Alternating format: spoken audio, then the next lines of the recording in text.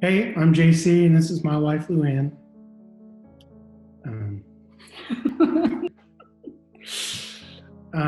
I was diagnosed in 1997 with an anaplastic astrocytoma in the left front lobe. And before we actually discovered it, for a few weeks, I called them episodes, and it would be to where I would want to do something, but my body just wouldn't do it. I would lock up, and I'm a recording engineer, so I would hit the tape deck stop button, and my hand would just kind of hover there, and I'm going, you need to do this. And I knew something was wrong. And so then I finally was able to see just a general practitioner, and she was going to refer me to, there was a Friday I was going to go to this neurologist, and the night before that doctor's appointment, I had a seizure in the middle of the night, and then that's when we knew something was up. After the seizure, like when you're in the hospital and a lot of very smart, very busy people start to become very concerned, it kind of all fell apart from there. But eventually we got on a better path and are happy to be this far down the road. Yeah.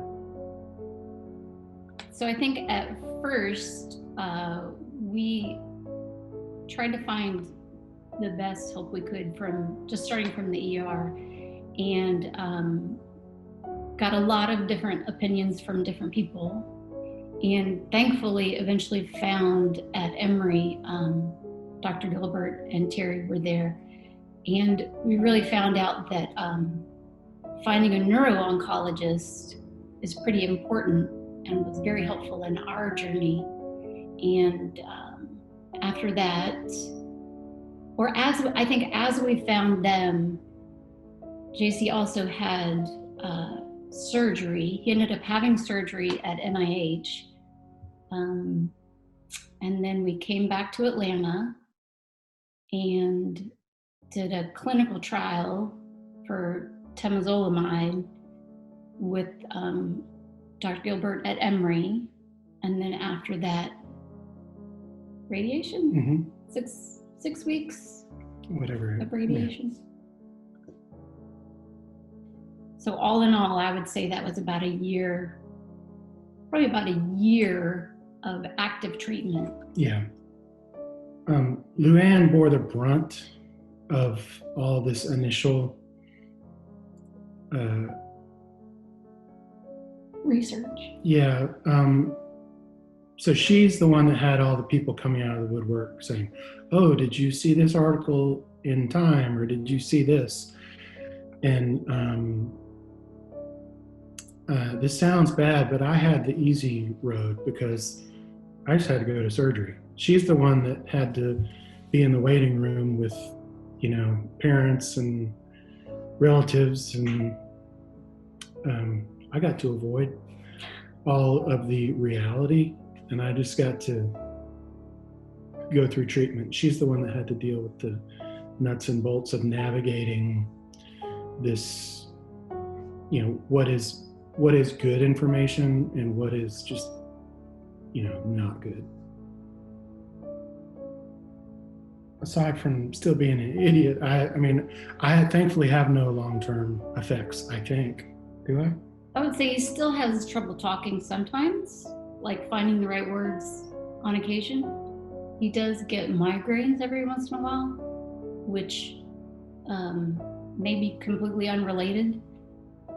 I would say that a life-changing diagnosis like this is not what you would hope for, but if and when it happens, it's an opportunity to evaluate your life and to avoid living the unexamined life.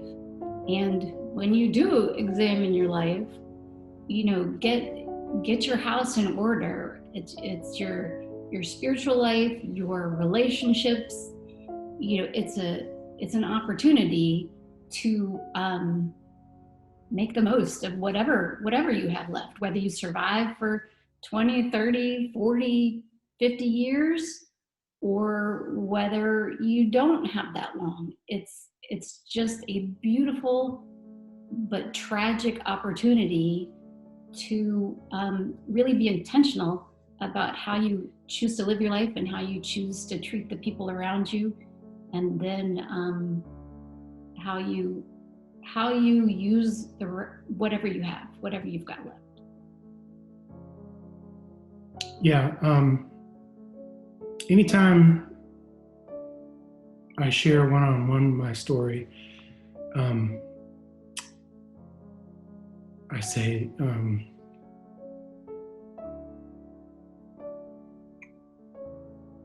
what do you want to say? Whisper it to me. no, it's just the biggest blessing, because Yeah. Now you know what's important. Yeah. U.S. Department of Health and Human Services, National Institutes of Health, National Cancer Institute, cancer.gov, 1-800-4-CANCER. Produced August 2021.